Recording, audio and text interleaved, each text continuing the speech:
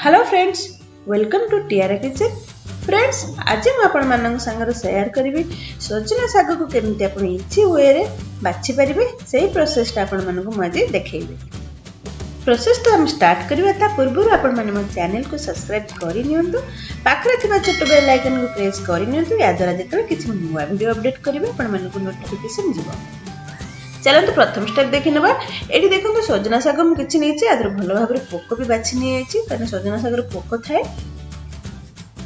ये देखो छड़ाई गोटे छाणी नहीं जोटा कि छणाछुणी करती। गोटे डेम्फो एमती काढ़ी ने गोटे होल भितर एमती पसई ने धीरे धीरे धीरे धीरे आपटा को तल आड़ काढ़ी ने जोटा कि गोटे गोटे हो पत्र।